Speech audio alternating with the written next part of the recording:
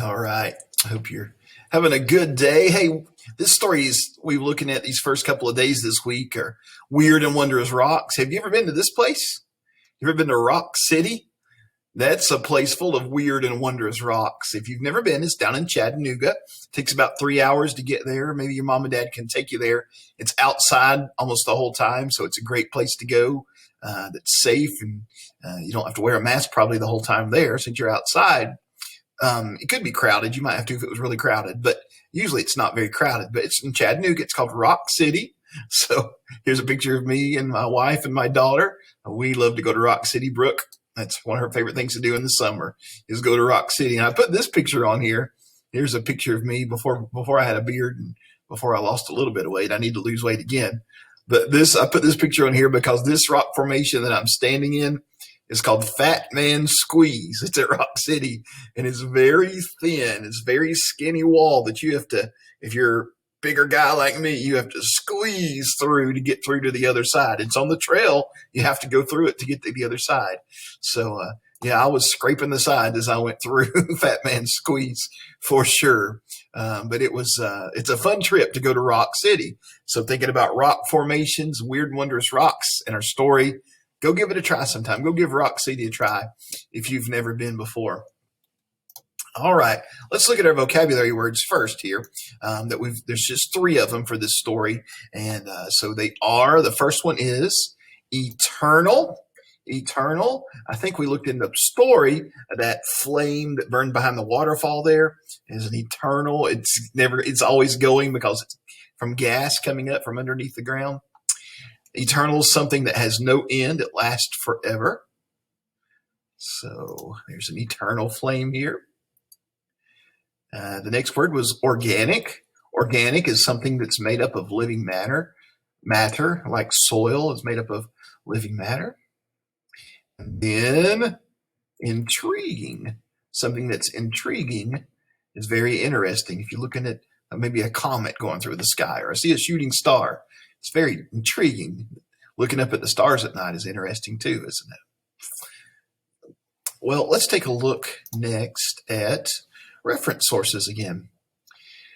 We looked a couple weeks ago at reference sources. We looked specifically at a dictionary. A dictionary can help us find the pronunciation of a word, the meaning of a word. It tells us if it's a noun or a verb, and things like that. So we can look at dictionaries to help us find what words mean. Here's one more reference source we're going to look at today. I remember a reference source is a source that gives general background information like dates, facts, and definitions. So the one we're looking at today is a thesaurus. And you could get a thesaurus book. There's also online thesauruses. I use one a lot when I'm getting my sermons ready for church, when I'm getting ready to preach. I use a thesaurus a lot because it helps me find better words that are more interesting. Instead of saying something is good and that is good and this is good and that's good, I might use a thesaurus to find synonyms for the word good. So a thesaurus is a reference source that would list synonyms and related words to concepts. Remember, a synonym, same, is a word that has the same or nearly the same meaning as another word. A thesaurus is a helpful reference source that can help writers make their stories more interesting. Just like dictionaries, a thesaurus can be found as a printed book or an online resource. So for some examples, here's our three vocabulary words. If we looked up eternal in a thesaurus, it might give us this list of words as possible synonyms for eternal: constant, enduring, everlasting, immortal, indestructible, infinite, lasting, never-ending, perennial, timeless, and without end. So all of those words mean about the same thing as eternal. Organic could have some synonyms in a thesaurus like basic, natural, essential, live, vital. And then intriguing might have some synonyms: interesting, appealing, captivating, exciting, fascinating, gripping, and riveting. Wouldn't it be nice to use some of those words in your writing instead of saying My day was very interesting. You could say my day was intriguing. My day was captivating. My day was riveting. So these words help us make our writing more interesting for readers to read. Okay, let's take a look now at your story again before we look at before you read your story though. Today you're going to read it independently. Remember, it starts in your reading book on page 34. So I want you to read it independently today. Weird and Wondrous Rocks. It's a neat little story. You'll have a little quiz on it today, so make sure you read it again. Also, we're going to continue on today with our adverbs. So I want you to take a look at this page right here. Let me make it a little bigger for you. Maybe. All right. So today we're looking at adverbs that compare. So yesterday we looked at adverbs and found how they can tell how they can modify a verb and tell how a verb could be changed, or how we did something, where we did something. So we looked at those words yesterday. Today we can use adverbs to compare things, and we also use adjectives to compare things. If we're talking about a dog, we could say the dog is a good dog. That's an adjective describing dog. But we don't really say it's a well dog. We say the dog behaves well. What did the dog do? He behaves. How did he behave? Well. So well is an adverb that describes how a dog behaves or how somebody does something. It could be a bad dog. It could be a bad dog. So bad would be an adjective describing dog. How did the bad dog behave? Badly. Badly would describe how he behaves.